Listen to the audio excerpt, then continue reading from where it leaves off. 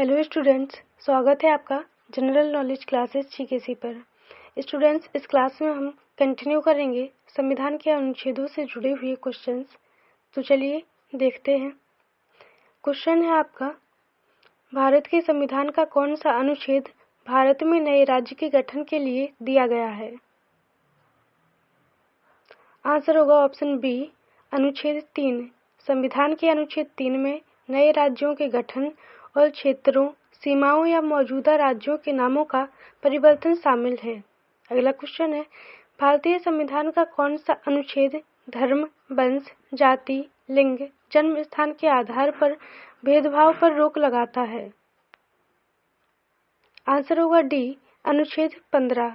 भारतीय संविधान के अनुच्छेद 15 में धर्म, जाति, लिंग और जन्म स्थान के आधार पर भेदभाव को निषेध किया गया है।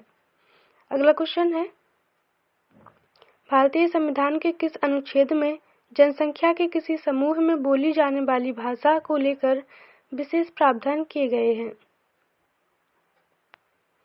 आंसर होगा ए, अनुच्छेद 347 में। भारतीय संविधान के अनुच्छेद 347 में किसी राज्य की जनसंख्या के किसी भाग द्वारा बोली जाने वाली भाषा के संबंध में विशेष उपबंध किए गए हैं। अगला क्वेश्चन है, भारत के संविधान के निम्नलिखित अनुच्छेदों में कौन सा अनुच्छेद धार्मिक स्वतंत्रता के अधिकार की गारंटी देता है?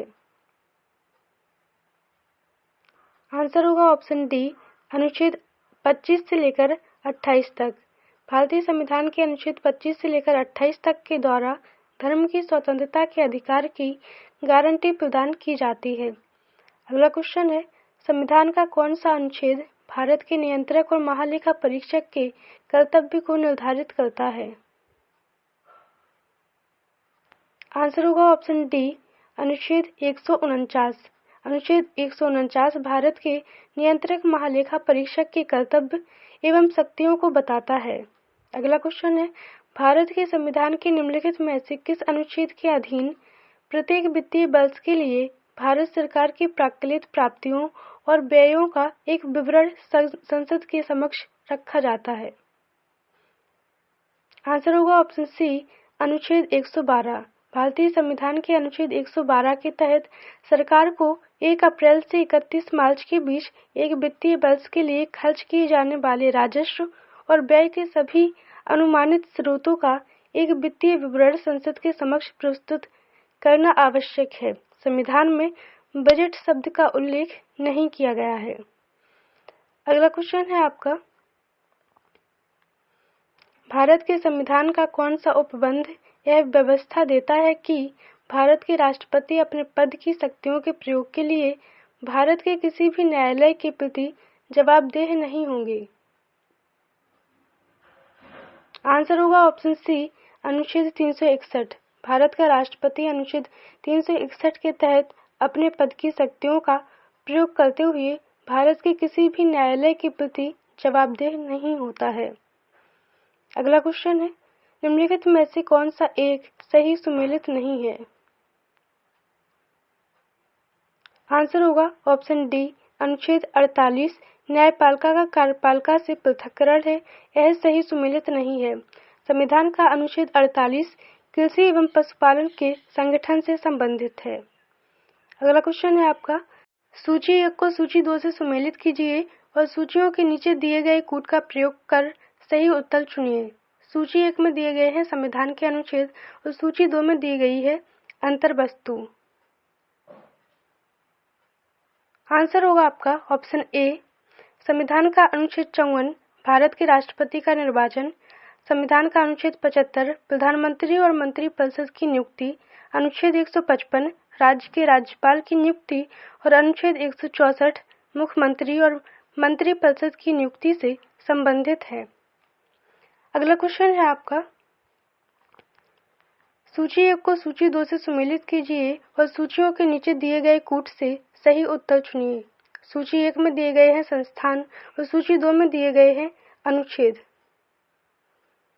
सही आंसर होगा आपका ऑप्शन ए, भारत का नियंत्रक एवं महालेखा परीक्षक अनुच्छेद 148, वित्त आयोग अनुच्छेद 280, प्रशासनिक अधिकरण अनुच्छेद 323 ए और संघ लोक सेवा आयोग अनुच्छेद 315 में दिए गए हैं। अगला क्वेश्चन है आपका, सूची 1 को सूची 2 से सम्मिलित करें और सूची के नीचे दिए गए कूट से सही उत्तर का चयन करें। आंसर होगा इसका ऑप्शन सी, अनुच्छेद 61 राष्ट्रपति पर महाभियोग, अनुच्छेद 67 खा उपराष्ट्रपति को हटाना, अनुच्छेद 94 स्पीकर को हटाना, अनुच्छेद 90 राज्यसभा के उपसभापति को हटाने से संबंधित हैं। अगला क्वेश्चन है आपका, सुमेलित कीजिए सूची 1 में संविधान के अनुच्छेद और सूची 2 में अंतर्वस्तु। ये रिपीट क्वेश्चन है आपका। आंसर होगा ऑप्शन ए, संविधान का अनुच्छेद 54 भारत के राष्ट्रपति का निर्वाचन, संविधान का अनुच्छेद 75 प्रधानमंत्री और मंत्रिपरिषद की नियुक्ति, अनुच्छेद 155 राज्य के राज्यपाल की नियुक्ति और अनुच्छेद 164 मुख्यमंत्री और मंत्रिपरिषद की नियुक्ति से संबंधित है। अगला क्वेश्चन है आपका, सूची 1 को सूची 2 से सम्मिलित करें तथा सूचियों के नीचे दिए गए कूट से सही उत्तर का चयन करें। आंसर होगा इसका ऑप्शन सी, अनुच्छेद 323 ए प्रशासनिक अधिकरण, अनुच्छेद 324 निर्वाचन, अनुच्छेद 330 लोक के लिए अनुसूचित जाति तथा अनुसूचित जनजाति सदस्यों के आरक्षण और अनुच्छेद 320 लोक सेवा आयोग के कार्यों से संबंधित है। अगला क्वेश्चन है आपका, भारत के संविधान के अनुच्छेद 355 के अधीन संघ का यह दायित्व है कि वह, आंसर होगा ए, बाहरी आक्रमण और आंतरिक अशांति से राज्य की सुरक्षा करें। अगला क्वेश्चन है आपका, जब केंद्रीय मंत्रिमंडल ने चुनाव सुधारों पर अध्यादेश में बिना किसी बदलाव के उसे राष्ट्रपति को वापस भेजा, तब राष्ट्रपति ने भारतीय संविधान के कौन से अनुच्छेद के अंतर्गत उसे अपनी सहमति दी? आंसर होगा ऑप्शन सी, अनुच्छेद 123। संविधान का अनुच्छेद 123 राष्ट्रपति के अध्यादेश से संबंधित है।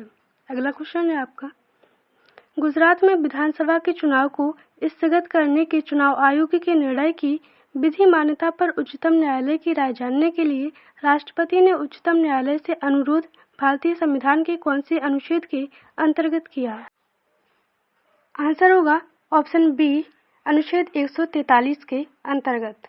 स्टूडेंट्स, आपका जो टॉपिक था संविधान के अनुच्छेद कंप्लीट हो चुका है।